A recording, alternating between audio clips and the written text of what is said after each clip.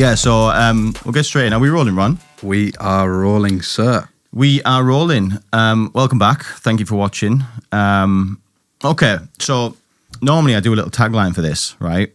And I didn't today. So I'm going to wing it. Yeah, from what I know. So today's guest is the founder of Pursuit of Polarity. I can't say it.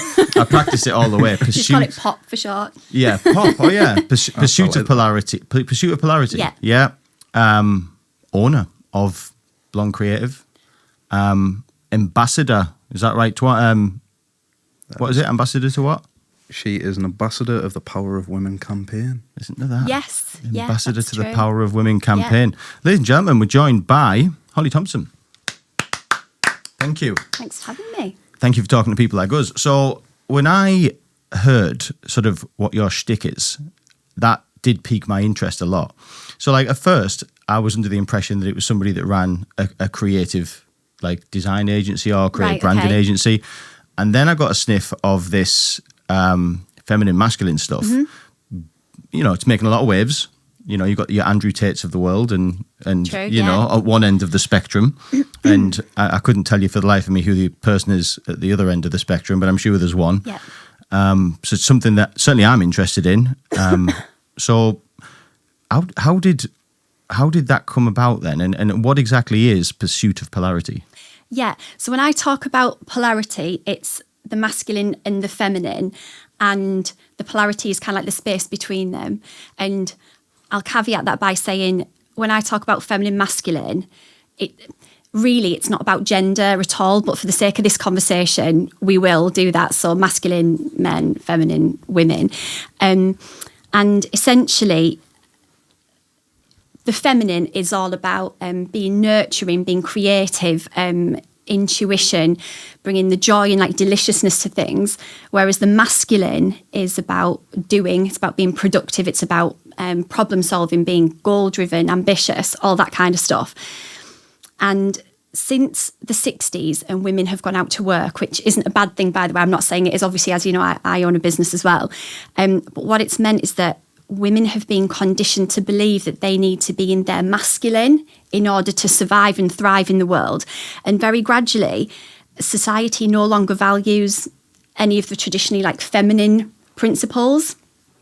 If that makes sense. It seems to not pay off, shall we say, in today's world. Yeah, for sure. So... Like as a rule, I mean, I could be wrong, sorry to interrupt, but being a nurture, the world's best nurturer, the world's best carer, the route to success through those qualities seems more hard to understand than the route to success through being the masculine type of things. Yeah, definitely. I would say. Definitely. Sorry to interrupt. But no, it's fine. But what hasn't changed is the expectations on women. And it's not men's fault, it's not women's fault, it's just the way that society has gone. A lot of it is to do with the fact that the government obviously have pushed to the point where we have to have like a 2-income household now. So women are having to go out to work. But women are also, for the most part, the primary child caregivers, probably looking after like aging parents. They also do the lion's share of like the housework.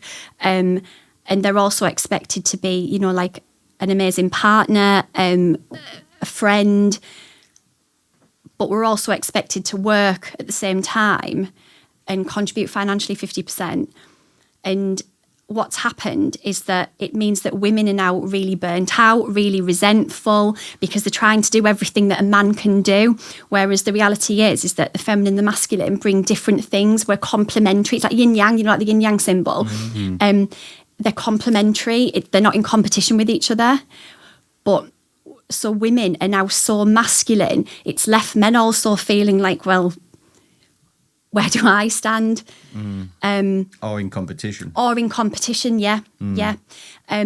So especially when it comes to relationships, we've strived so hard for equality, but we've killed like the sexiness in relationships by doing it, because sexiness isn't about being the same as the other person. It's about what's different about us, what's complementary. That's where the sort of like attraction's built.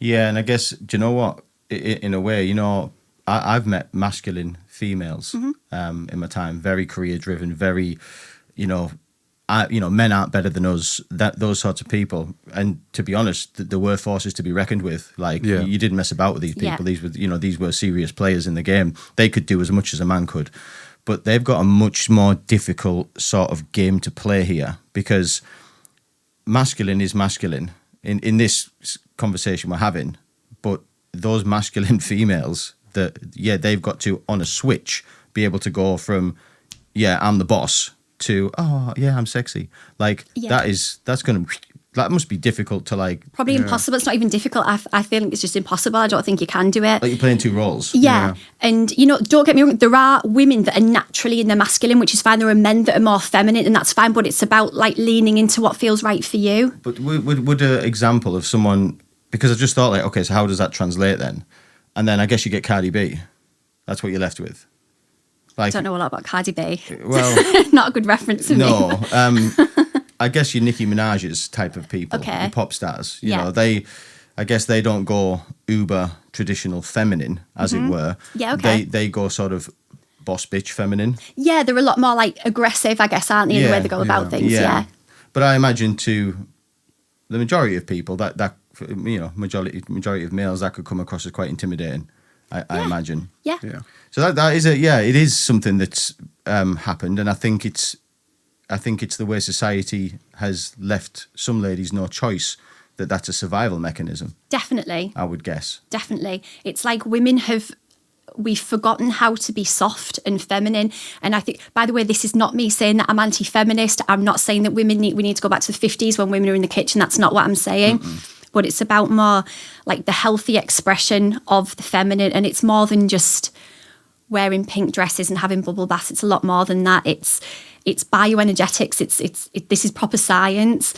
I'm actually in talks at the moment with a university in the Northeast about maybe doing some proper collaborative research on this. So they're quite excited by it as well. But I think a lot of people, especially in their relationships, they just feel that something not right, they find it very hard to put the finger on. And a lot of the time, this is what it is. I think one of the biggest things that I've seen when I've been doing my research is a lot of relationships fall into this like mother-son dynamic, and it doesn't happen at first. Right, but initially, the woman, she's got her own life. She wouldn't dream of managing him. He's got his own stuff going on. But over time, it creeps in. It might be like a gentle reminder, like, have you eaten today? Have you taken your vitamins? And before they know it, they're managing his life and they don't trust him to do anything without her supervision. Some men... I was just going to ask, why do you think that is? Is it purely down to the fact that in this generation now that women have so much responsibilities, like we were saying, that there is women in the masculine, but then you've also got the responsibilities of being that caregiver, that figure who's always there for like the children and stuff like that. Yeah, and I think that women don't feel safe anymore. They don't feel safe not to be in control of the situation. Safe from what, do you mean? They don't feel they feel very emotionally vulnerable if they're not in control. They can't just go with the flow anymore, which is being receptive and going with the flow is a very feminine trait, but it's very hard to do. Fear of what? Being hurt.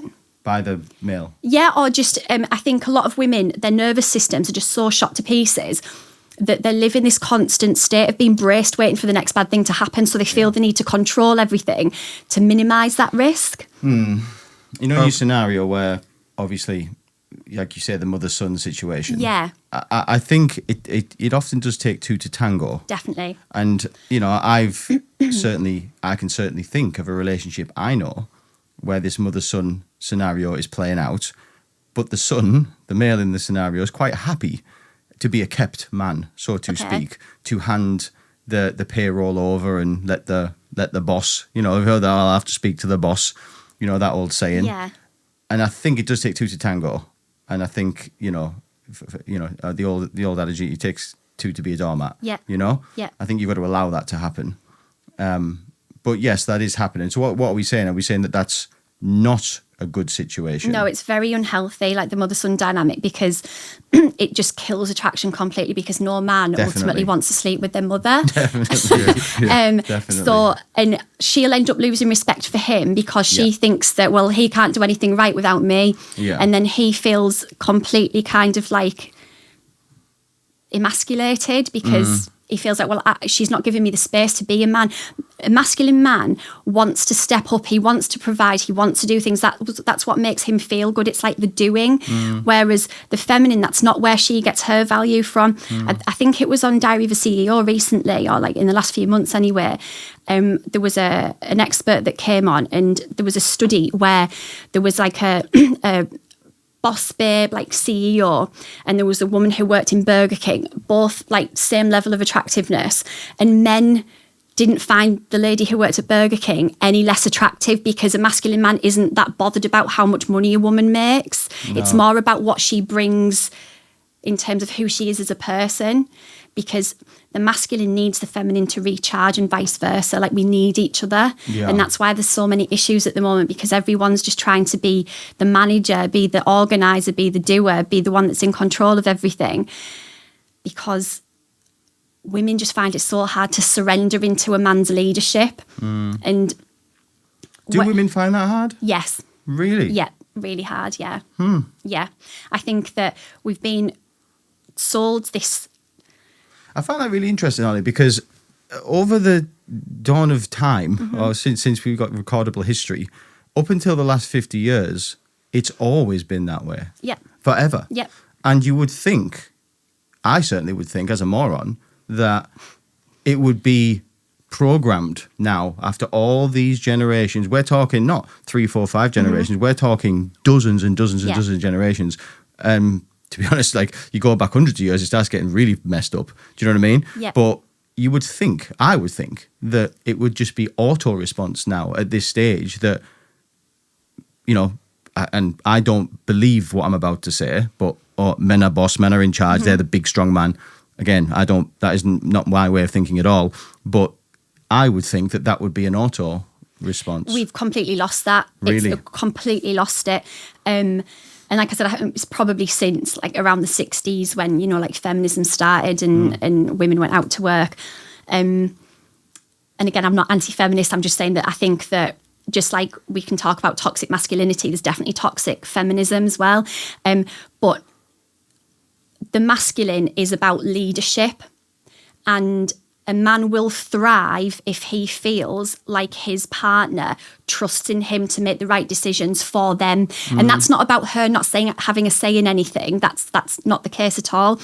I heard this analogy recently where if you imagine like the man is the head, but the woman's the neck. So she's like the guiding one that can kind of like ultimately bring things where they need to be, but it's the man that will lead on things. And that's like a very natural and organic dynamic to be in. But it's very hard for a woman to let go of control now. You know, it's funny, as we're talking there, you know, when we have these sorts of conversations, you'll be going through relationships you know in your life, different people, and you'll be sort of thinking, oh, is that like that? Is that like that? I won't name who, but well, at this one I can. My nana and granddad. So we're talking people born in like 1918, 1921 respectively. And you would think that would be a very, very traditional style relationship. It was in a sense of that granddad would do the heavy lifting, granddad would do the garden, granddad went to work, nana stayed at home. But when nana spoke, granddad did. Do you know what I mean? Okay. My granddad had a cup, and I can still remember it to this day, right? I remember being a little boy, there was always this cup in the kitchen that granddad would drink out of, and it says, in great big block letters, it would say, I am the boss of this household. And in small print underneath, it would say, and I have my wife's permission to say so. You know, that was, and I always remember that. Granddad was the voice in the house. You know, if you would go around, it's his voice you'd hear harping. It would be him putting the world to rights, and you should be at work, and da-da-da-da-da, have you done the garden, and da-da-da-da-da. I mean, I know, oh, Vic, stop it, Vic. But when Nana spoke, when Nana got wound up, you know, it was almost as if granddad knew to... Definitely. And I think a lot of that is because if you think about it, you probably both have real life examples of this. The woman is the one that kind of dictates the mood in the household. If a woman's in a bad mood, everyone will know about it. Oh my right? God. Yeah. Yeah. So that's how powerful the feminine is, because it's emotional, whereas the masculine's logical, and that's why the woman can kind of like not in a manipulative way, but influence the masculine. I know a few ladies that don't like that saying. The men are logical and women are emotional. I know a few women who don't like hearing that. No, and again, it's more, like I said, it's not really about the gender. It's more about like the energy itself, the feminine and the masculine energies themselves.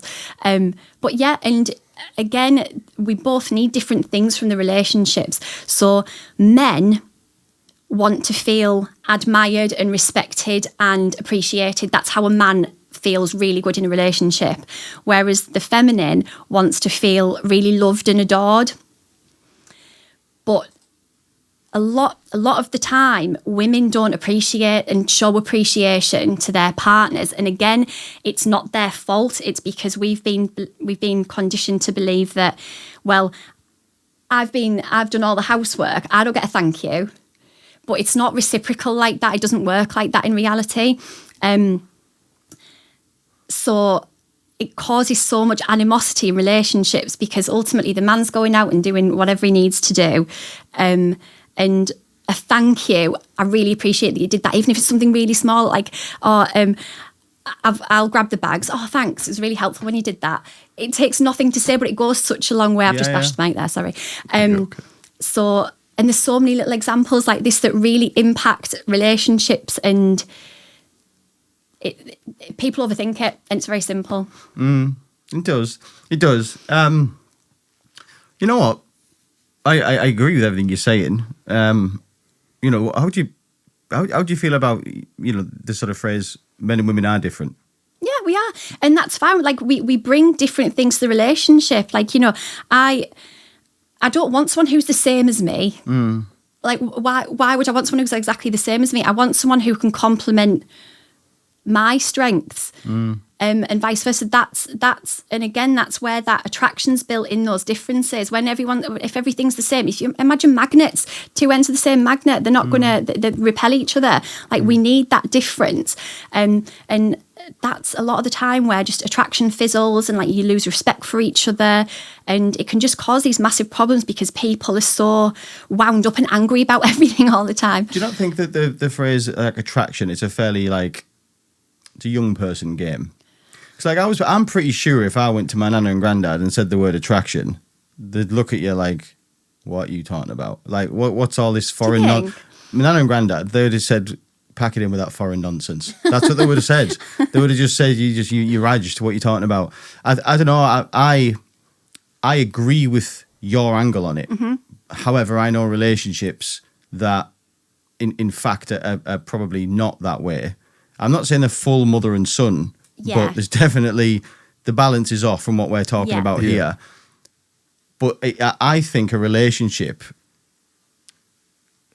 relationship, to the point where it's unbreakable, goes past attraction. Definitely, yeah. And I think you get to a point where you become one thing. You are one thing that consists of two people, and you are a team. Attraction's great. We all like attraction, of course we do. And that's how every relationship, I guess, begins. But I do believe that more often than not, if you're lucky enough to be with somebody for a long period of time, that probably won't play a part in your relationship down the road. I think it's more that you are united. You are a team. I don't know. I would never speak to Nana and Grandad about this sort of stuff. Also, other relationships I know in my life that have been together for a long time and now are now older people. I don't see attraction in those relationships from an outsider looking in. Okay. It doesn't appear to me that they're attracted. So, attraction, my stance on it is it's a fairly young person's look to think, oh, I must be attracted. When I'm 80 years old, I want to be. You're probably not going to be attracted to an 80-year-old bloke. That's all I'm saying. And I'm pretty sure, I won't be attracted to an 80-year-old woman. I'm just being honest, but that's my wife. and that's my soulmate. That's my ride or die. That where there's nothing will come between us. But I find the page 3 model attractive, but not my wife. Okay. I believe that's where everybody ends up. Do you not think that mainly comes down to the fact that they're not attracted to the attractiveness, but they're attracted to the person as a whole? As in, that's what I was going to say. I feel like, my grandma and granddad, I never seen them kiss, I never seen them say, I love you, anything like that. Never. But my grandma passed away, and my granddad still has the photo of my grandma in his wallet. When she's young? Next to his driver's license. Both of them together. When they were young? When they were a bit older. When they were older? Yeah. And like, he talks about it all the time, and I think it's not sort of down to going, look, I want to be hot and sexy at 80-year-old. It's more like, I want to spend my time with this person because I'm attracted to the person they are, not the person that they look like. If that makes sense. I don't know if I'm saying that right. I think that it goes beyond just kind of like the physicalities of how someone looks. But I do understand what you mean.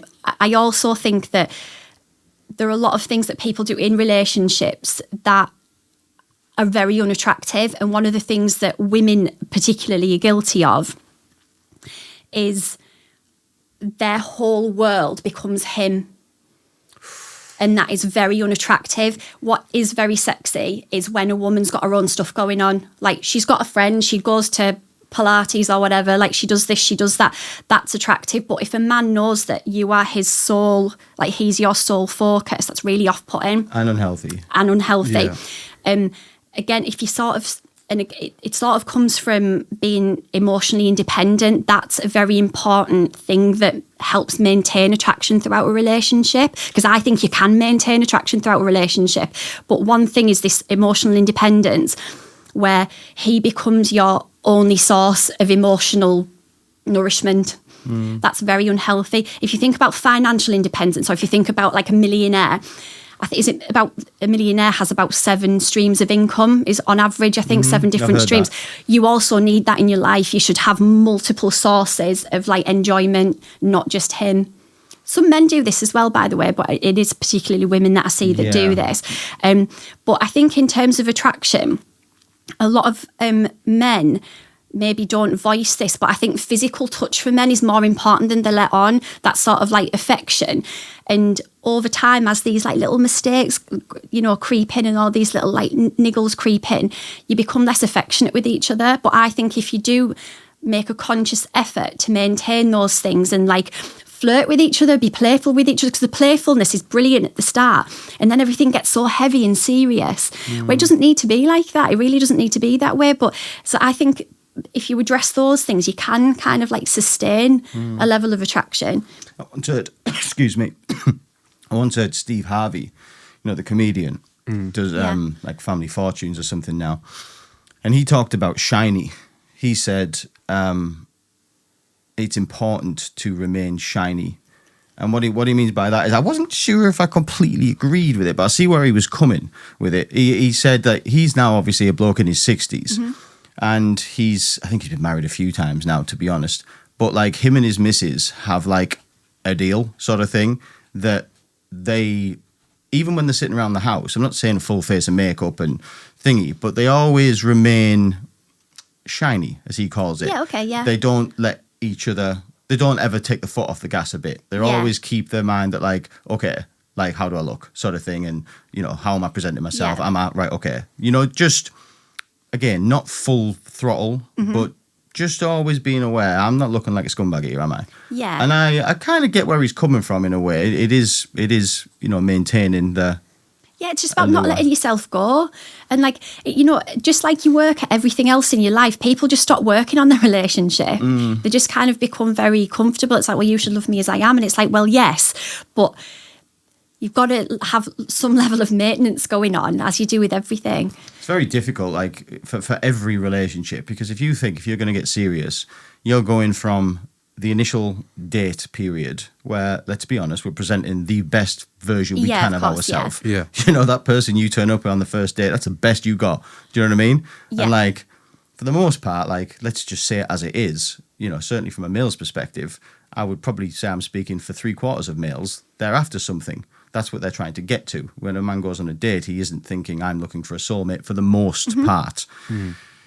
that then goes a bit further and it becomes a honeymoon period where you become boyfriend and girlfriend. But to transition from this period where everybody is trying their very, very best to present the very, very best version of themselves to fast forward 3 years, someone's, pardon my language, someone's got the runs, there's a baby screaming, there's not enough money in the bank to pay the bills, it's freezing cold, it's January, you know, that is a very different world. And you sort of, you have to somehow remain, you have to try and, I don't know what the word is, to try and keep hold of some of this at this stage.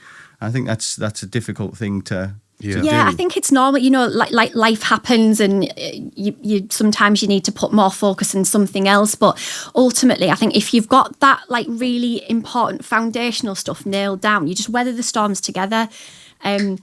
And if you are with the right person, that should stick.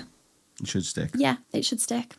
But yeah, going back to this kind of emotional independence that I think is a really, really big issue. I saw this analogy recently. So men are natural hunters. So you've probably seen a lot of the stuff online about how, you know, like have you seen all the black cat, golden retriever stuff around this? So like the feminine's the black cat and the masculine's the golden retriever. He's sort of like the one chasing, right? But it's flipped that now. And women are chasing men, and they might be flattered at first, but that gets really old really quickly because men want to do the chasing. It's biologically programmed into them. But a lot of women, this analogy that I heard, it was kind of, imagine a man as a hunter and he's getting his gun ready, he's going out the house to go and hunt this moose, and he opens the door and this moose is just on his doorstep. And that's what women are like now. We're just like, hi, I'm here. And it's like, oh, like men want that chase. They want to know that you've got other stuff, but they're trying to pursue you. But and that's a very natural and healthy dynamic again, but we're losing all this really basic stuff. I understand that actually. Like, I'm gonna say, my girlfriend, right? So, like, when I say I'll go out for a meal or something with my dad or something, like, my girlfriend every morning she'll send us a photo of her outfit, and she'll say like outfit of the day or something every morning without fail. And like I'll send one back occasionally, but like every time I send one back, she's like, "You are very handsome." Every time. So like the first few times it was like, that's really nice. But now every time she says it, I'm not saying I don't like it if you are listening. I'm not saying I don't like it, but it doesn't hold as much value anymore. Okay. Because I know if I do it, I know that response is now almost guaranteed. Yeah. You're very lucky though that she says really nice things, because a lot of women just don't say those kind of things at all. I know stuff like that as well. But like when going back to the emotional independence, like I've seen it happen like firsthand. Like I know people who've got in relationships with women who maybe just recently like fell out with friends and stuff like that, and they haven't got anyone, and they don't want to talk to their family too much about these sort of things because you know it's just going to bring a load of questions. Then it's like you get to the weekend, it's like, should we go for a pint, lads? And it's like, no, I'm with her and I have been for the past 4 weeks. It's not. It's like saying it. It's like you've got to keep in mind that we are here, and that if they don't have people there, it doesn't mean that you can't also not have anyone but them. Yeah. I feel like it, not trapping as such, but like they don't want to sort of upset the other person, so that they will in turn just go, look, I'm just going to stay with her and I'll see you when I see it, like that sort of thing. Like it happens a lot, especially coming into like growing up now for me. Like obviously friends are in relationships and stuff like that, and people are booking holidays, and like some of them are living together and stuff like that. So it's starting to come into fruition a lot more. You just don't want someone who's going to be available all the time. Like that's not a good sign. If you want them to be able to like have their own life, and like, you know, you don't want to be that person where like, hey, it's, you know, they've been at the pub, they've had a couple of beers, and he messages you being like, oh, it's 10 o'clock, I'm coming round. You don't want to be the person who's like, oh yeah, great. Like that's, have some standards for yourself, have some boundaries, even if you are free. Just have some boundaries there to make it look like, and to be honest, you should be busy. Like, you should be busy. Like, we're energetic beings, and people can sense when you're not telling the truth. So go out and have a full life, but just don't make it all about them. Yeah. So we have one big issue. He knows who he is, I'm going to say. He can't leave the house without, like, we go out and, like, maybe once a week or something, we go watch the football. Like, we went out Monday night. It was to my mate's birthday. We went out. Like, 9 times out of 10, he's glued to his phone, just texting his partner. Right, okay, yeah. And, like, I can understand if, like, she was just checking up an hour in, going, everything all right, haven't heard from you a little bit. Yeah, we're all good. I'll be back around this time. Jackpot. But, like, we've gone out drinking some nights and, like, coming towards the end of the night and he's just glued on his phone, just texting, love hearts, everything. I'm like, mate. I'm like, it's like, what have you got to talk about when you see each other? You've been on the phone mate, the whole time. It's Saturday night. You're saying her 3 hours ago. You're going to see her in 2 hours. Yeah. I was like, I don't, like, just enjoy it. Be in the moment. Don't be, oh, what she said. Mate, she's going to be there when you get home. Like, are they quite new together? Have they been? No, they've been together. All right, okay.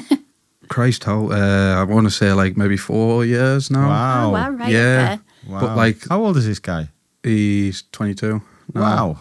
But like, we, ever since they got together, it's been like that. So we sort of just accepted it now. Yeah. Like, Right. but like sometimes when we go out, we've been out for mates' birthdays and this, that, and the other, and we're just like, can we just have one night, no phones, just have a pint, have some Yeah. crack, we'll talk about school like we always do, and laugh at the time when this person got kicked in the bollocks, and laugh when this person fell Yeah. over, and we'll reminisce. But we can't do that when it's like 4 of us talking and the other one's on the phone, or he's having to go outside and call her about something, and it's like, mate, Yeah. like, You know, we like- get this once a month if we're lucky, where we all go out and have a good drink and like Put the enjoy it, phone down. mate. Like that's Once what I month's feel good like going. happens a lot more now, and I I think- see it a lot more as well. Like, not from an outside perspective, not just my mate, but you see it as well when people go out and there's like a group of lads and one of them's just on the phone, and like, are we sort of losing that sort of socialising because of things like these? Maybe, yeah.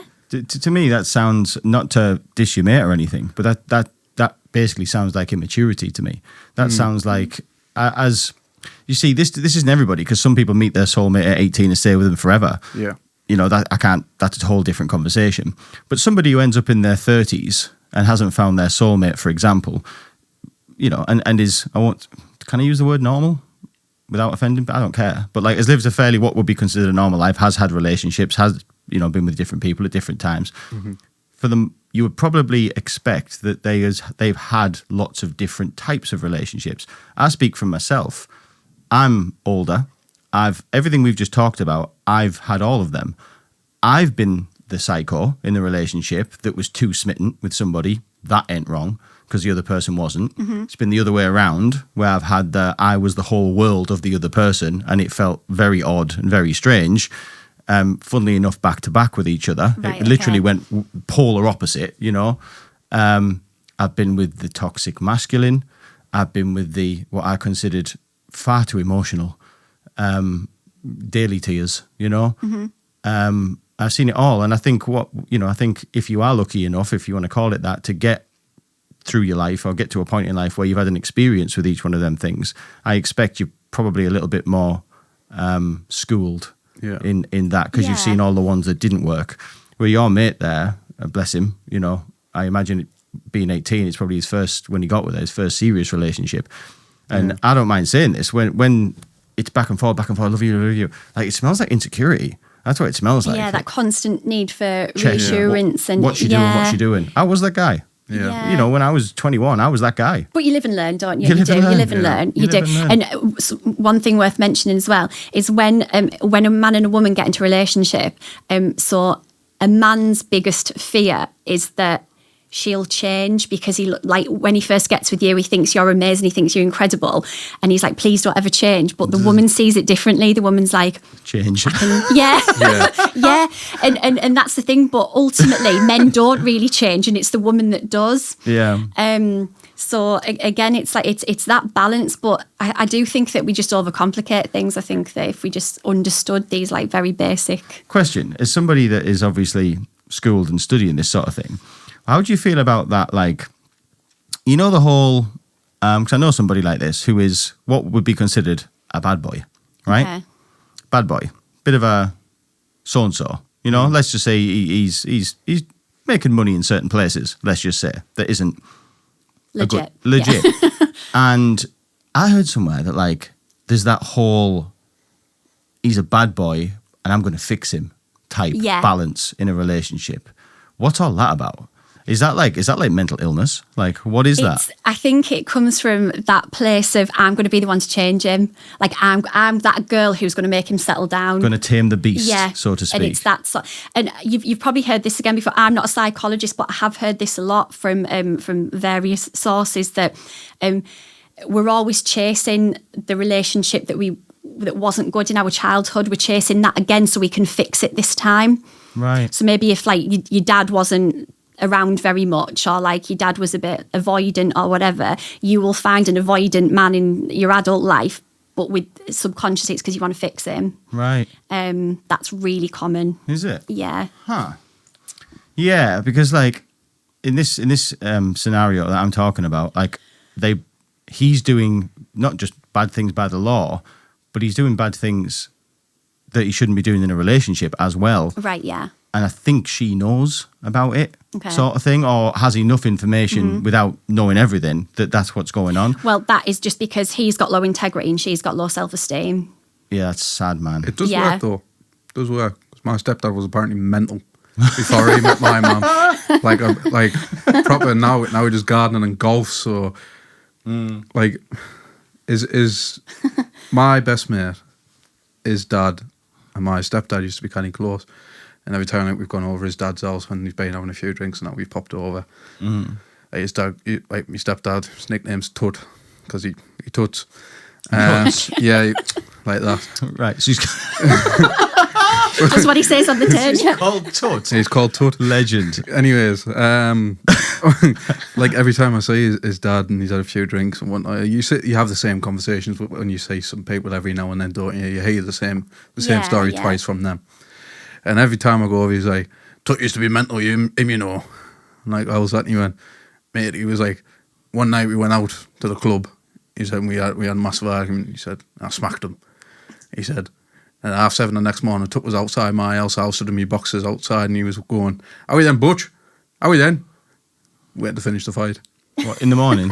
Yeah, 7:30 the next morning. Wow. And he stood outside waiting to finish his fight. Wow. He sounds mental. Yeah, but then now... But that thing, like the song's made about it. Why do good girls like bad guys? What is that actually a thing? I think that it's ultimately because she wants to feel that like the validation of like she was the one to change him. You know, when I was I'm in my late 30s now, but when I was a lot younger, I wouldn't say like I liked bad boys as such, but if I knew that someone was really into me, I wasn't interested. It was too much. But if there was someone who was a bit more of a challenge, and that was obviously me, I guess, in my masculine, because I wanted to pursue them. Right, okay. But now I'm older, I'd be so turned off by that. Like if I felt that someone wasn't interested in me, I'd just be like, okay. Yeah, see you later then. Yeah, I just wouldn't entertain it at all. I've heard that like women are attracted to the ones who want nothing to do with them. Like in some scenarios. Yeah. In some scenarios, yeah. Like they'll be talking to someone and the one who doesn't seem not bothered in the conversation, who's not given the same, they almost want that one more than someone who would give the same back. It's probably not even because of the person that they are, it's just because they want that validation of like, I've been the one to get his attention, I've been the one to do this. It's just all about that like need to feel like special, I guess.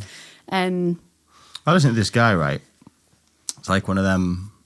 It's like what's it called? A Patreon type thing. I mean, the guy's an absolute fruit, to be honest, right? I'm more following now out of fascination. Like, just to put this into perspective, he's currently, like, a few months ago, he's moved to Africa. From what I can gather, he's a of Caribbean descent, let's say. He was raised in London, in Brixton. He's now in his mid to late 40s. And just to put this guy in perspective, he's now in Africa because he wants to start a tribe. So, just so you know, right? Okay. He's into... I forget them words. Well, that thing you can have loads of wives and stuff. That thing. Like Mormons when they have lots of wives. Yeah, but no. Like bigamy. That's bigamy. That's it. Yeah. Apparently, that's in Africa. Like we obviously don't understand it, but in Africa, that's like perfectly normal that happens. So he's gone there to make a tribe, right? Yeah. So, but he does some of the reason I listen to him, right, is because sometimes he says stuff and I'm like, that kind of makes sense a little bit. Sometimes he is I think he probably is a misogynist. He says he loves women, but anyway, he says, what's happened is in society, he says, men used to be the prize. I want to know if you agree with it, because I actually don't know. It just got me thinking, like, is that true? He said men used to be the prize historically, where that was the balance. That was the balance in the man and woman. The man was the prize, and women, the man, this sort of thing. But in society, that's now changed, where women are now the prize, so to speak. That's the prized possession, like men want the woman. Oh, wow, look at her. And that's due to culture, that's due to our, social media, the world we live in. This certainly in the Western world, not so much in other countries. This is why he's moved to Africa, because that isn't the case in Africa. And he doesn't like that. He likes that men are the prize, basically. And I wondered, do you see any of that? Do you, in your studies, have you seen a shift in that where... I'd say it's the complete opposite way around. I like that. Yeah. So I think it's the complete other way around. So I think that women are now making men the prize and they shouldn't be. Like, right. Women should be, like, I guess if you're using that term, like the prize in the relationship. A man gets so much value from the woman he's with. Like, if you think about people that you know, and like even it could be like a public figure, the person the woman they're with says a lot about them. Okay. And the woman should be the prize. The man should really... A woman shouldn't put a man on a pedestal. Like, she shouldn't be the one kind of, again, it's all about that chasing thing, like chasing him. It should be the other way around. That's definitely sort of like the more natural order. Definitely, I know what you mean in certain cultures, maybe in certain times. I'd say that, especially, there's lots of depictions, isn't there? If you look at, like, I'm just thinking about different art where it's the man and there's all these women kind of like underneath him. Like, do you know the kind of things that I mean? Yeah, like this shit, like he's God. So I guess in some cultures, in some time frames, that maybe was the case, but I think that it's the wrong way around now. And again, all of this that I'm saying, I'm not saying it's women's fault. I'm not saying it's the fault of men either. It's just how things have gone. But like, if you go back, like, just to touch on this point, I see where his point was coming from. Like, okay, pick a country, right? I mean, you pick it in your head, and you go back 200 years, right? So we're now early 1800s, right? Because of the way, I'm thinking about England. Yeah, I was as well, yeah. Because of the way that our country was, with no women's rights, women not being able to really get a job, it wasn't just, oh yeah, I like him. It was like, yeah, I need a husband or I'm going to starve. Like, that was what the world was. Like, as a female, you had to be fed by somebody. Yeah. And that was either your father or your husband, because nobody else had any money and nobody else had everyone was starving. So no one could feed you. It was that or you're in the workhouse. Yeah. You had three options: father, husband, workhouse. Yeah. All of them probably not nice. But in a way, that example that he gave about men being the prize, when you think of it like that, that was probably how it was in every country. Okay, we're still in the 1800s. Let's go to, I mean, not America, because I think it was Apache Indians, but let's go to Spain, let's go to Poland, let's go to Australia, let's go to Japan. Like, that was their own version of that, because nowhere in the world, women, they were classed as second-class humans, basically. That was how it was. So when he's using that example of men being the prize, I actually think that he probably is right. And call it prize, call it a necessity, call it what you want. Maybe prize is the wrong word. But there was certainly, I would imagine that in the early 1800s, if you did a poll, if you picked 10 people from every country, right? 10 from Spain, 10 from England. So you did a great big poll. And you asked all the males, are you grateful for the woman that you've got? And you asked all the women, are you grateful for the man that you've got? I'm pretty sure that scale would look pretty different. I'm pretty sure the women's would be in the high 90%. and the man's would be somewhere a lot lower, I imagine. So that's a really, really good point. And I'm going to take it back even further than that. So even if we look back at like the caveman days, right? Okay. Which we have no data on. Which we have no data on, but men are biologically programmed to look for beauty, right? And the reason is that is because she's going to give me the best offspring, whether they want kids or not. Yes. In there, it's subconsciously, their biology says, I want beauty because she's going to give me the best looking children. A woman looks for resources because, going back to like I said, all the way back to the caveman days, resources back then would have been, if I'm vulnerable because I'm having your children, I want to be able to know that you can like feed me, put a roof over my head, or look after me in those ways, right? Yeah. Those needs haven't really evolved all that much when men are still like they're attracted to beauty, that's what they want. But women still want resources, but now it's a bit different. It's not, I want you to go and fight a saber-toothed tiger for me. I want to know that like you can, when I'm having your children, when I'm at home with the children, I want to know that you can maintain a roof over my head. You've got this. And like, again, going back to all these analogies, it's sort of like if you think the man buys the house, but the woman makes it a home. The man brings the ingredients, the woman makes it a meal. We need each other. So, and I saw this really good interview with someone the other day, and it was talking about gold diggers and some men, and it always seems to be broke men that call women gold diggers, by the way. It is as well. It is. It's always broke men that call women gold diggers. Never like, yeah. Anyway, that's another conversation altogether. It's true. It's very true. It's true. It is, isn't it? But then in the same breath, it's as much as like men might call women gold diggers because they want resources, which is a natural biological instinct for us. Men want a woman who's good looking, who can like look at emotionally carry that load and like be there for them and like nurture them and be there. So this woman called them soul diggers. And I was like, yes. Diggers. But it's the same principle. Genius. Yeah, it is. And it's the same principle though. It's like we both have needs, but for some reason, women are like really berated for what they need. There's a big imbalance. Do you see what I'm saying? Yeah, there is. Soul diggers, that's good. Soul diggers, yeah, it was good, wasn't it? It was very good. I wrote that down. Yeah, I like that. Yeah, I like that. Oh, I've lost my train of thought. I had a point. You know, like because you're obviously making loads of good points. So as you're saying something, I'm going to ask about that. And then when you finish, it's like, oh, it's you're gone. Like scribbling down. Yeah, it's gone. I'm just thinking, like, obviously, you know, relationship wise, what you know, for what it's worth, what I want is I want somebody. Yes, attractive is one thing, but I think what's, you know, the most important thing is, you know, if I ring somebody at 3 o'clock, that's the thing. If I ring somebody at 3 o'clock in the morning, my significant other, and I say, listen, I just killed somebody, their answer is, I'll get the shovel.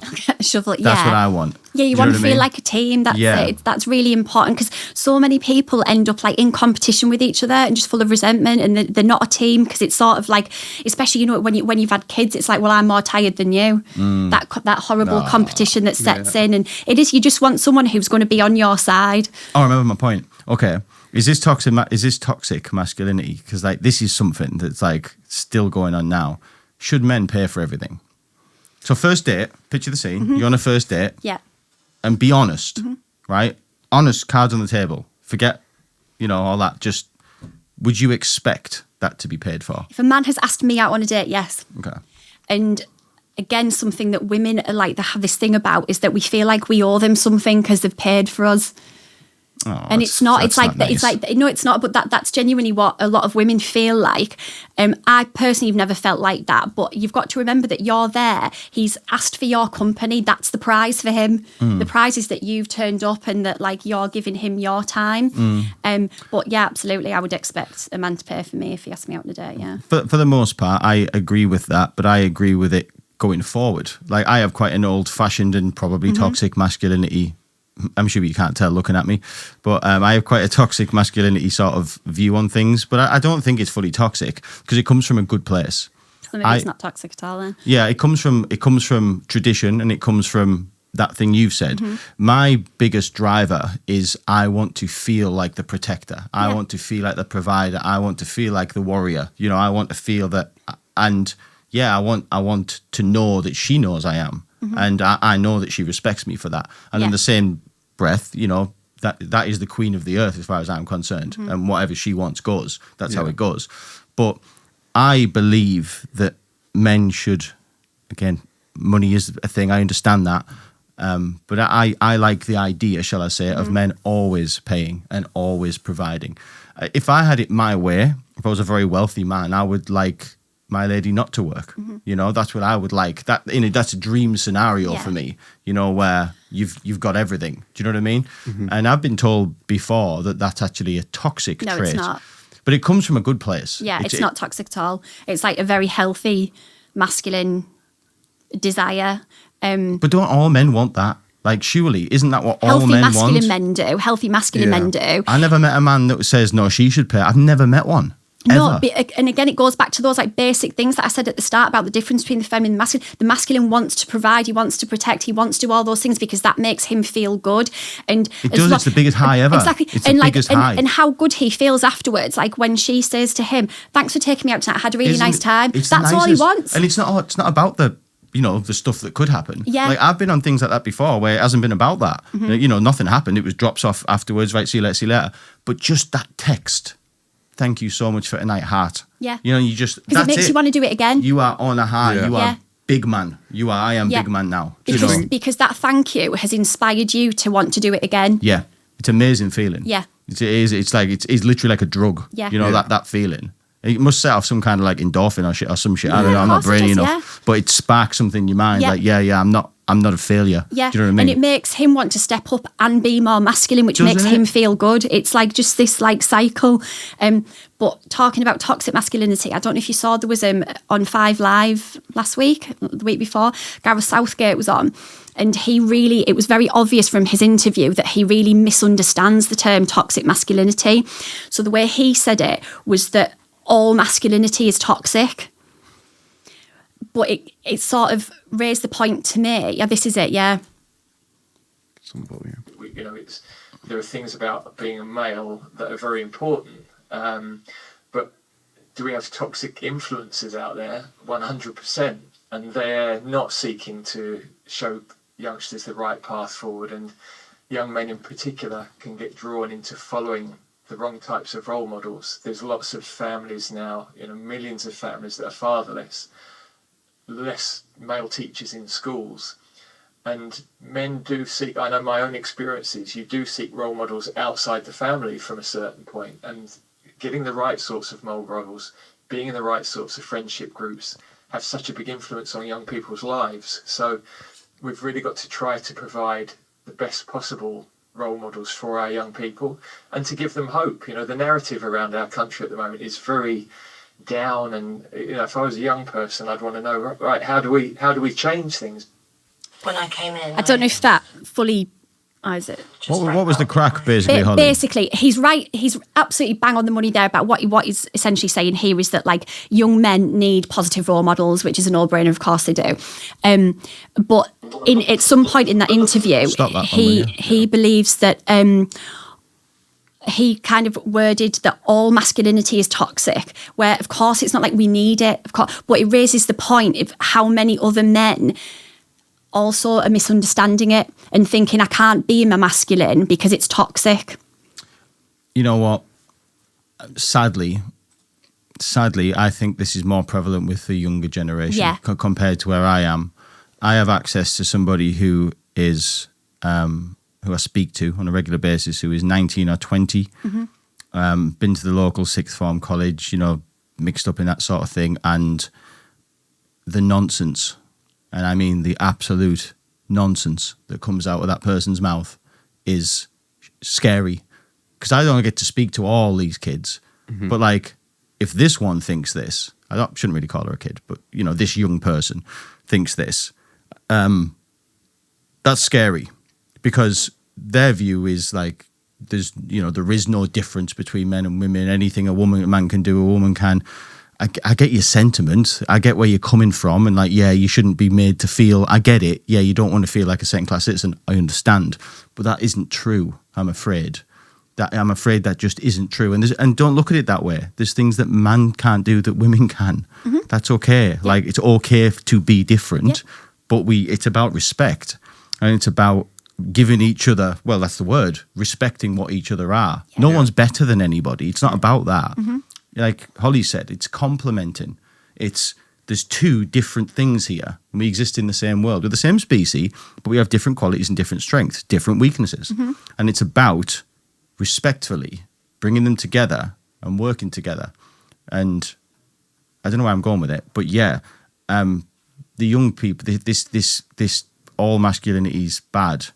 I think that's something that I don't know where it's just a dangerous sentiment for people to be buying into. And I think if we look at like toxic femininity, which isn't sort of feminism, which isn't talked about as much, there's a lot of men out there now who are so frightened to show any sort of like masculinity or chivalry. Like some men I know are genuinely anxious to hold a door open for a woman in case she's like, I can get that myself, thanks, what you doing? How dare you pay for me? Oh yeah. I don't watch it, but apparently do you watch Married at First Sight? No. I've not seen it, but someone said to me there's a woman on there and the guy that she's been... Holly, watch football. Do you know what I mean? And she, like her partner, the guy she's married to now, he was like, oh, you look nice. How dare you compliment me? Oh, come on, and he wanted to give her a kiss, so he picked her up and put her on the side. She's like, how dare you do that to me? Don't do that to me. But that's what some women are genuinely like now, and it's gone so far. It's just unbelievable. Like, you are right, that thing you said, it is getting to a point where, like, you are, I used to think I'd never think like that, but I haven't. But little bits of me, because of what's going on in society, is making me second think things. I mean, I'm getting to a point, right, where off the back of what you just said, I think them things, then I think, no, I don't care. I'm doing it anyway. I'm being me. But the fact that I'm having to have that discussion with myself, like that's a recent thing. Yeah. You go back even 5 years, wasn't a question. No, of didn't come course into not. my head. But why should I be thinking like that now? Why should I think, do I have to not do that anymore? And then tell yourself, no, I'm doing it anyway. Like, that's mental, mate. No, What's going on? Like, Yeah. where's this come from? Yeah. Who started it? Like, I want a word. Yeah. You know what I mean? And this is the thing, like a man showing initiative and showing leadership is not control. Some men, yes, they are controlling, and that is toxic masculinity if they're just trying to control things. But a man taking initiative and showing leadership is not. And the feminine needs to be able to sort of like really lean into that and just trust. How that would make a man feel amazing, and it also makes her feel amazing because it means that she can switch that part of her brain off and just relax and lean into it. That's what the woman wants to do. So do you think at this present moment in time there's a lot of misunderstanding when it comes to toxic masculinity? And I think it's miseducation. Yeah, That's what I think it is. I think it's miseducation, not misunderstanding. Well, misunderstanding leads to miseducation, if that's even a word. Yeah. I think nonsense, I don't mind saying it, absolute nonsense is getting dribbled into people's ears. And the people who are less susceptible to it are the people who've been alive longer because they've got loads more data to go off. But a young person who's just coming into adulthood and walk this, like, what chance do they have? They've got no data. They're like my dad, who's been a bloke for 65 years. You know what I mean? Then all of a sudden this stuff's coming out. He's like, no. Like, that's why I think the problem is. I had a really interesting call a couple of weeks ago with a researcher at the Centre for Social Justice. So that was set up by Ian Duncan Smith. I've heard of him. And a politician. And they are doing a big piece at the moment with, David Gandhi, the model. Oh, yeah. He's gorgeous. Yeah. And it was all about how masculinity and toxic masculinity are impacting young men, and also how it's impacting the role of the father, and how the father, the role of that has changed massively in the last 50 years. Because of just how the world's changed and how it's impacting our young kids. Like I've got a son, he's 5, and so obviously, I'm not with his dad, so it's a lot of the time it's just me and him, and often I'm thinking like, Is he a bit too exposed to just like Your- me? Your stuff. I know Yeah. you're drumming it down his throat. Be a man. You know. This is the thing. So I'm like, I try as much as I can to sort of like expose him to like other things. Like he loves his football. He does drum lessons, which is amazing. And I just try to give him like as much of an outlet as I can. It's really interesting. I think what you were saying there about the stuff that young kids are exposed to now, it's concerning because of what their expectations are going to be like 10, 15, 20 years from now. So if you think about the way society is currently set up, like I said at the beginning, about how women are the ones that do like most of the childcare, looking after aging parents, like all that household stuff. It's that always unpaid labour that props up society. If women did, I know men do it as well, but I'm talking to a macro level here. It's those things that prop up society so that other people can go out and contribute back into the economy and as a monetary value. Listen, Holly, I'm with you. Listen, you get the most powerful man in the world, right? Some women wiped his backside when he was a baby. Yeah, but Do you know what I mean? there's also She a don't woman get looking mentioned. after his children at home, so he can go out and do that. 100%. And neither of him going out to work and her looking after the children, and neither are more important than the other. Neither more. Now that's the bit that needs to be pushed. Yes. Like that's the bit that needs to be understood more. Yeah, Yeah. just because Elon Musk is where he is, man's got 13 kids, and 13 women are looking after them. And if it wasn't for that, he wouldn't be able to mess about with rockets all day. Of course Do you know not. what I mean? Of course. So that's the team thing. But no one values that side of things. It's always how And productive it's you are, true. how much money you make. And it's true because he doesn't get seen. He doesn't get a light shone on it. I agree with that. Yeah, it doesn't get the praise it should. It doesn't get the recognition it should. And so what are we saying? Is it because of that, to circle back around again, is that why some females are feeling the need to be masculine? Yeah. Right. Because, and also, there's no place for them to even like try and embody any sort of feminine traits, because they have to be, they're forced to be in their masculine. Because, and it's, if you think about like single parents as well, like single mums, they're doing all the things. Like, at what point do they have like the space to be able to like soften and relax into anything? They can't. And don't get me wrong, there are definitely things that, if your circumstances don't really allow you to embody certain feminine things, there are still things that you can do. So being nurturing, for example, is hugely feminine. And, you don't even need to have a child to be nurturing. You could, there are lots of things in life that need nurturing. Plants, animals, you could do any of those things. Yeah, get a plant. Yeah. Literally, there are so many, your friends nurture other things. So you can definitely do that. You can also maybe slow down a little bit. What does that mean? Just literally, as it sounds, just slow down. I feel like everyone's always in a massive rush. Facts. Everyone just feels like they're constantly chasing the tail in a massive rush. And this is one thing that I know that I could be better at. Because I talk about this, I haven't got it perfect either, by the way. I'm not, unlearning.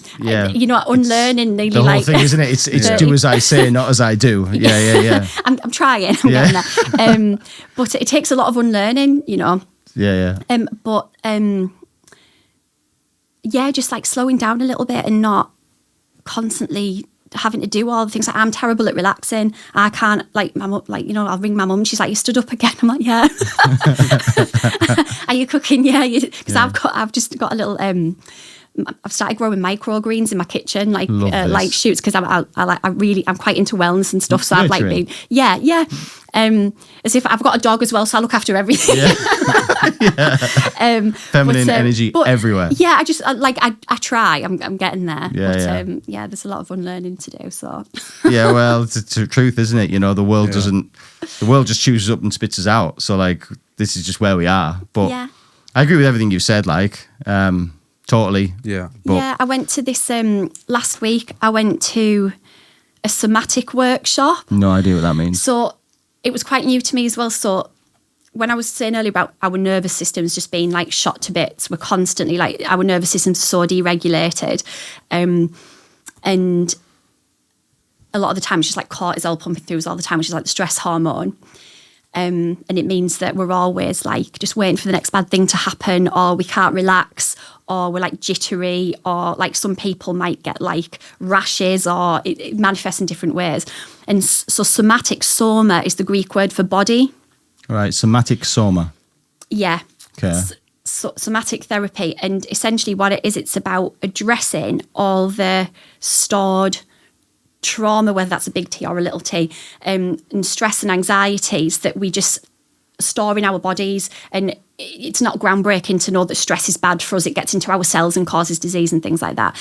And the lady that I was with, she said, if you think about animals, when an animal experiences any sort of stress, you'll see them shake, like birds do it, dogs do it, but we just sit in it and it doesn't leave us. And then we become very dysregulated. And like I said, it manifests in different ways. So somatic therapy is all about kind of addressing that stored stuff and releasing it. You can't do it in one session. No. It's just not possible. Maybe if you've had like a really zen life, you might be able to. But I'm fixed now. Yeah, I'm fixed now. Hold on. But it was fascinating, and I was there with her for about 3 hours, and we did a bit of like meditation and stuff at the end. And I haven't meditated for years. Like, I find it really hard. I think a lot of people struggle with meditation, don't they? How do you meditate?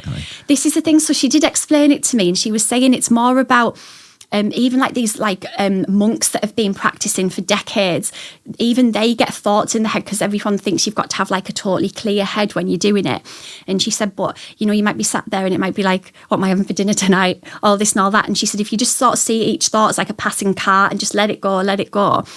And it was a guided meditation, so she sort of like talked me through it. And it was only maybe less than 10 minutes. And of course I did have loads of thoughts whirling around in my head, of course. I fed the dog, like all these sorts of things. I had. And he's very well looked after, I promise. Love of our life, he is. But that was really interesting, just about like reconnecting with ourselves and slowing down and all that sort of stuff. But she also recommended for me inner child healing. You've probably heard of all that before, have you? Inner child healing? Inner child healing. So she said, it's really interesting. So she said that everybody could benefit from it. And it's apparently very, very emotional. I think because I'm going back to see her next month. And I feel quite nervous about it because I think it's going to be quite intense. And it's, you bring a photo of yourself as a child. All right. And you sort of like address everything that happened to you. Like I had a really nice childhood. Like it's not like I've got like a lot of like awful things, but there's still stuff that happens to all of us as a child that really impacts what triggers us as an adult and how we like react to certain things. Yeah. Totally. And some things you won't even remember. And I think this inner child healing is about sort of like speaking to little Holly and saying sorry that happened, and like, but you didn't have to like carry all of that for so long. And the woman said, I'll cry with you, it's very emotional. I like this woman. I'll let you know what it was like. I'm really looking forward to that. They're going to tap into shit that went on when you were young, basically, I think so. And try and address it, so that now in adult Holly's life, can, like be free of it. Be free of it. Yeah. No baggage.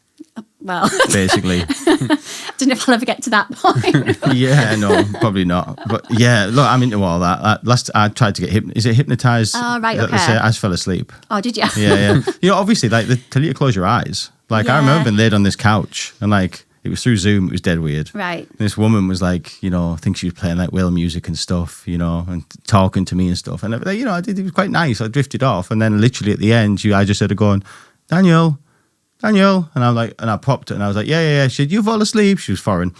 I lied, said I hadn't, but I did. I fell asleep.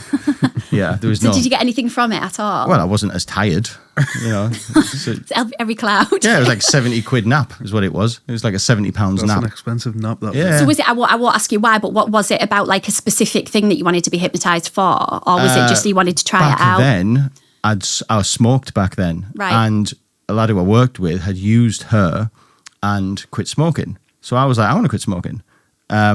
I actually now I know this guy even better. He's very he's very easily led. So I don't think that actually. I think he just wanted to quit, and that was the thing he needed to push him. So that was why. Okay. I did Fair quit enough. smoking, but not I was through going to say, what my were you nap. trying to do? Get Yeah. hypnotised to say it, and they would go, "You will not smoke a cigarette anymore." When I click my fingers, It really you don't wanna works for see a some people, cigarette. though, doesn't it? Listen, I've I'm heard all- like a lot of. I'm and- not saying it doesn't work, but I'm not saying it Yeah. doesn't. maybe I shouldn't have done it so tired. I don't know. I just fell, Maybe fell that's what you asleep. went wrong Yeah. there, yeah. Nice. If you got the opportunity, Hypnotism. would you ever do the ayahuasca thing? It's a lot, that, isn't it? big one, You have to that, like isn't it? train for it, don't you, beforehand? Ayahuasca. I've never seen it before. You don't know what this is? No. Do you want to lead the way, Holly? It's like an extremely intense. It's almost it's like a hallucinogenic, isn't it? And you will vomit like a lot, like it's like a purge when you take it. And yeah, you'll hallucinate. And I think some people have died, haven't they, taking it? Very few. Very few, but it's happening. It has happened. Because it's such like a big event for the body. You have to train for it for months in advance. I think you have to sort of like eat a certain way, drink a certain way. You have to purify your body. Yeah, Basically, it's, no crap, no nothing. yeah, I think a lot of like it's like a tribal thing, isn't it? So they whisk you away, as Holly Yeah. said, to somewhere. There's a few places, but like South America, you can have it done. Places in Brazil, places in Costa Rica. This is like it's a very, very old thing, right? This has been getting done by like Incas and Aztecs and stuff like this. You know, it's from a plant, right? Yeah. There's another one with the toad where you lick the toad and stuff, but the ayahuasca Oh, thing, yeah. it's like a combination that's like rainforest people, you know, like people who live in the rainforest, like real ancient shit. And they give you this portion, right? And there's like shamans around you. You know what a shaman is, right? One of them dudes who like shake stuff, you know, one of them. Yeah. And yeah, you get whisked out to these camps. Basically, it was like an underground thing, but it's been made very popular in recent years. So like They call it more like a retreat now, don't yeah, they? it's became quite an enterprise now. You know what I mean? You'll pick some dude that looks like a shaman, but anyway, yeah, it isn't just like a 10-minute thing. Like this can go on for hours and hours and hours and hours. And apparently, the deal is that you are somebody different, or you're better afterwards. You have some kind of a Clarity, some sort of like you've heard the stories of people where like everything just made sense after that, and they would get answers that they've always been looking for. But like Holly says, there is the odd scary story that puts you off, where people went absolute batshit crazy and never came back from it, Yeah. and people passed away. Again, if you looked at the numbers, it's probably like 1,000,000 to 1. You've probably got more chance of dying on an aeroplane, to be perfectly honest. But the concept, because you're normally in a group, you know, the concept of basically being laid in a foreign place with foreign people, stuff coming out of both ends, which is what I've heard happens around strangers, yeah. seems a bit of a slog. Do you know what? No, I wouldn't. Yeah, it My seems answer. it seems like a bit of a slog. I watched this thing on YouTube, right? Because there was a time a couple of years ago where I was like, can I do this? You know, like, can I? Like, so I followed the guy on YouTube and he like documented it. So I might have watched the same one. I was interested and I watched something like that. Yeah. And like he was making a vlog every day, sort of thing. 'Cause And they increased. Did they increase the dosage? Yeah. That's it. Yeah. And afterwards, he did say but he said like I wouldn't do it again. Yeah. Sort of thing. Scary. Yeah, not for me. Not for me. No, but yeah, what is it like it's like an acid trip in it or something like that, I think, basically. Maybe. Kind of. But yeah, it seems pretty deep. I'd heard enough of the constantly vomiting. I was out of there I was straight out away. with that. Yeah. I imagine you're that far out of your mind that being sick now sober won't feel like being sick like that, I don't Yeah, imagine. possibly. I Yeah. imagine you're in a totally different dimension. Yeah. You know, have you ever seen the comedian, who's that Liverpudlian guy? The ginger lad. Yeah, what's his name again? You know him? Yeah. He tells like a joke / true story I've about seen this one. that was with his mate. DMT, slightly different. Right. And funny, I think he said his mate was a doctor. Like that is basically they were going to do this together. Okay. Paul Smith, that's him, yeah. yeah. And to cut a very long story short, he makes it very funny. After a very funny, crazy trip, and this was coming out the wall, and the painting was talking to him. He thought he was going to die at the beginning, this sort of thing. But afterwards, he said, like, single best thing I've ever done in my Oh, life. wow. There you go then, yeah. Just said everything was just sorted after that. No more problems. That's what I'm hoping my inner child healing will be like. I know, yeah. Inner child healing. I'll just float out of there afterwards, yeah. Because there will be. Everybody will have something, unless you know, 1 in a million. Everybody will have something from Yeah, when they of were course. younger. Yeah, It's maybe they don't even know, you know? Maybe they're Yeah. not even aware I of was it. going to say, I think trauma is a very broad topic. It's hard to understand what is trauma and what isn't. Like I sometimes. said, with like a big T or a small T, I think. Like, Yeah. Fam, anyone that went to a comprehensive school in the northeast of England, you've got trauma, fam. Like, you will have some, like, because it's, you know, nasty old places, them, aren't they, you know? Yeah. Where did you go to school, Holly? So I'm from I've moved a lot. I've lived everywhere, but I'm originally from Redcar. From Redcar. And to be fair, I went to a very nice school. Did you? Yeah. There's nice schools in Redcar? Yeah. Really? Well, it was quite nice actually. So my mum went there, then me, and now my son goes there. So it's like 3 generations going to that school. It's a big school, but it is really nice actually. But yeah, where were you? And What Darlington. school? Darlington, right? Darlington. Okay, yeah. Similar school. The one place I've not lived. Yeah, you know, it's a nice town. It's a nice little town. Yeah. You know, for the area it's in. You know, there's worse places in Darlington. I always look at it and think, well, it's called Darling Town. So it's Darling. Darling's a nice word. Yeah, there you go. You say reframe it like that. That's how I play The it thing to is, myself. it's like anywhere. Like what people say about Redcar, but Was there a red car ever? 'Cause obviously it's called Redcar. Yeah. So like, was Do there you a think red it's car? named after a red car? I'm just saying, yeah. Like, what is that? Where it comes from? Was there like a car that was red that was left there? do you or know something? what? Weirdly, and I might be completely wrong about this, I feel like I googled many years ago where the name originated from, and it's something to do with, do you know what? A marsh. A marsh. There's a few marshes. Yeah, there are towards like the Quartermend. Where did Redcar get its name from? You're going to prove me wrong here, right? I've just made that one up. Marsh, there you go, you see, yeah. No way. Redcar occupies a low-lying site by the sea. The second element of its name is from Old Scandinavian, not pronouncing that, meaning marsh. And the first may be either Old English reed, meaning red, or O-E. Well, that goes out of my realm, that. So yeah, it's marsh. You don't speak Scandinavian? I don't know. Believe it or not, no, I'm not as good as I'd like to be at I Scandinavian. must say, you are the only person I know who calls it red car. Yeah, I get pulled up everyone on that a lot. Look, who I'm I've from ever there, spoken- it's Redcar, and I'm from the nice How else do you say it? Red car? Oh, Redcar. Redcar. A lot of people Yeah. say Redcar. That's how don't Granddad used to say it. Yeah, Redcar. That's how I've always Red been car. taught. Red car. We're going It's to got a red red car. car. they? Redcar. Have you got a red car? No, I do say red car. Yeah, I do. Yeah. You said Redcar? I just think, yeah, when I said it to Yeah, a myself. lot of people say that, yeah. But it's pronounced red car, right? I mean, not. As the no, only person here that lives spelled there, I'd say Yeah. Redcar. Yeah. Red car. Is that like the posh way to say it from red Yeah, car? No, but imagine If saying it's that a red posh car way and then to someone say it. goes, where?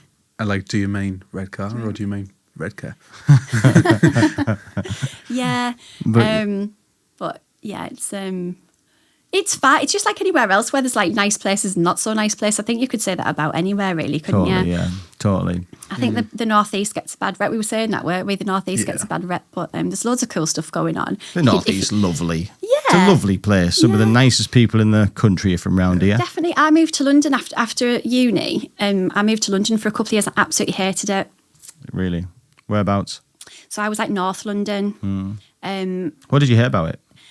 I hated the job that I had when I was down there. I was like fresh out of uni, so all of a sudden working like in a corporate position, it was like quite a shock to the system. So I was at Newcastle for uni, and it was just like the lifestyle down there, the vibes and stuff. Don't get me wrong, like, so there were some very, very nice people. But I know some people absolutely love it, but it's definitely not for me. I'm not built for like big city life, I don't think. Too go. Yeah. I imagine. I'd be like in a cabin in the woods if I had my way. I'd love that. Is that you one of them reclusey type people? I'd love it, yeah. Yeah. Like, You you get don't now- hear from me. You can't get That's that right. done though, can you? That's the thing. No, I always, know. I like my trip to Tesco. Yeah, I've always thought that. I love the Instagram reel of the country village. Yeah. Think, I'm going to do that, but then I'm like, yeah, but where's the shop? I know. Yeah. Like, But if you imagine just, like living off your own land and like growing your own veg and stuff and having chickens, I'd love that. hard work though. A lot of Yeah. hard work, yeah. You know, Yeah, much easier getting a Sainsbury's delivery, isn't it? Much easier. yeah. And I'm in Tesco a lot. I don't think a day goes by when I'm not in Tesco grabbing something. So it would be quite an adjustment for me, I think. So, do you know, how do I say it again? Power of polarity. Have I said it? Pursuit of polarity. Pursuit of Yeah. polarity. You will What is get it? one day. Pardon? What is Pursuit of Polarity? What is it? So for me, it's just like, obviously pursuit means like going for something, looking for something. It's just kind of me exploring polarity and like trying to spark conversations about it, because it's not really massively talked about. I think that, don't get me wrong, there are, especially sort of like Australia, America, there are more people talking about it, and I think there's a couple of like more prominent people talking about it there. I say the prominent to me because I'm in that space, but you probably wouldn't have heard of them. And there's just so much to it, and it impacts everybody in every part of the life. It's not just about relationships, it's about your own well-being, it's about work. There's just so much to it. So I think that. So what I mean is, is this a business? Is this? So yeah. How does it work? Yeah. So I guess I'm really hoping that this university research collab comes off very soon, because that would be like a really big step for me. I write about it, I speak about it. So it's just kind of, I was down in London for an interview with a newspaper, which hopefully is coming out soon. I don't know if I'm allowed to say the newspaper yet, but that was a fun experience. Getting like the shoot done and everything down there. Very unnatural in front of the camera, so it took quite a while. Yeah, what loads of takes? It was only a photo shoot. But I don't know, it was like the camera went on me and I just forgot how to be a person. They were like, can you sit on that chair? It's like I'd not used a chair before. It's like I'd forgotten how to sit down. All rigid and shit, honestly, yeah. But we got there in the end. I probably won't be invited back, but but no, that was good. So it's people are very interested when I talk about it. I was at because it's such a hot topic. It's such like it affects everybody. Yeah, it does. Like when I literally, like when I found out that's what you were into, I'm like buzzing for this conversation. Oh, good, yeah. Yeah, like it's massive. Like, but what I'm always like, I just think about money all the time. So I'm just like, right, where's the money come from? Like, how do you make money out of it? Is it like speaking gigs, writing. Right. Hopefully it would be a funded project with the university as well. Got ya. Bingo. Yeah. Are you allowed to say the university or not? I don't know yet, so Better safe I than will sorry. let you know when I find out if what's happening. But right, yeah. but the idea is a university Yes. going to pay for you to research. Yes. Love that. Because what I'm not interested in is actually going back to university. I don't want to do it through an academic lens, but obviously the university. Would you have to teach? Potentially. So they did say that. They said this might be quite a good module to add into like several of our courses that we have. Thing is though, like again, from a moron's perspective, I think that's going to be a tough sell in it, because right now, aren't they drumming like kind of the opposite into the kids? Do you know what I mean? Like the stuff you said all makes perfect sense to me. Mm-hmm. But like we've just literally talked about like the young people that have this like proper warped way of looking at it. I think university level's different. I think if it was like a primary or a secondary school where you get told what you're told. Got ya. Yeah. Like we will tell you how to think, which is really sad. That's another topic though, the education system. But I think university, it's when people are sort of like researching things a bit deeper in terms of like what they actually like their actual interests are and things like that. So like as it stands, I'm your number one supporter of this stuff. Thank you. I think I totally agree with everything you've said. Respect is where it is, in my opinion. Men and women are different, in my opinion. Yeah. Well, they just are. Neither. I mean, but there's a lot of young people that would argue that, and I know one of them very well, that would stand here and argue the toss for you all day and get, to be honest, quite upset that you had your view on it. But this is the thing. This is why I think this is great to talk about, because not everyone's going to agree with me, but I actually don't think what I'm saying is very controversial at all. I don't. I think what I'm saying is just biological facts about how we work as people. I don't think there's, like I said, I'm not saying women should be in the kitchen like it's the 1950s. That's not what I've said at all. I've not said that once. It's more about choice and being able to express your energy at your core in a healthy way, rather than having to feel like you have to be everything to everybody all the time, because it's not healthy for you either. And like I said, you know, the lack of the feminine, it's not just impacting women, it's impacting men, it's impacting kids. That's a big thing, you know, the fact that if we look at childcare just quickly as well, the government just want people in work all the time. That's why it's so unaffordable for a woman to be off work with a child for very long. So if you think about it, I'm going to work, my son's 5 now, so he's in full-time school, but I was going to work to pay someone else to look after my son, who's probably paying someone else to look after their kid. Never. Oh, And, yeah, and never. you know, it's not, and it's not news to anybody that a baby needs to be with its mum as much as possible, but it's not affordable anymore. Yeah. It's not like... And not. it's impacting everybody, so it's an important conversation. Especially in your case, I'm assuming through Blonde Creative, you're self-employed. Is that right? Yeah. So that's even like harder for you. Yeah, exactly. No so I'm doing government this help, just is to there? make it even hard for myself. I'll set up something else as well. Holly likes challenges. What can I say? Yeah. But yeah, there's just a lot to it. And even, you know, even if you're in like a traditional family unit, like mum, dad and kid, because the mum's going out to work, she comes home and she's tired, she's knackered, she's emotionally touched out. So she might not have in her what the child even needs.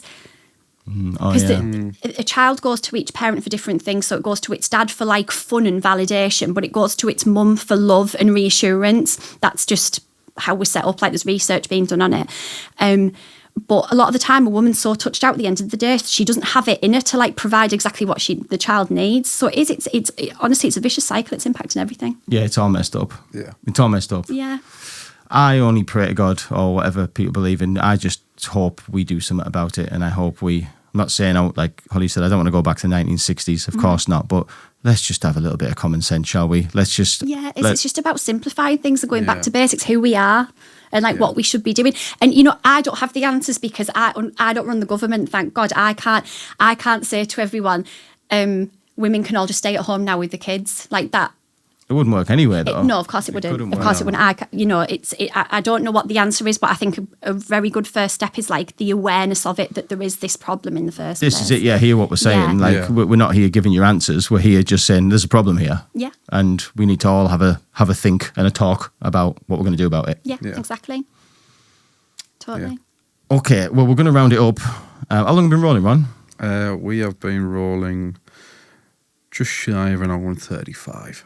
Oh, wow, right. That's where we like it, Holly. How can people connect with you? So best on Instagram, which is Pursuit of Polarity, or you can email me. So that's holly@pursuitofpolarity.co.uk.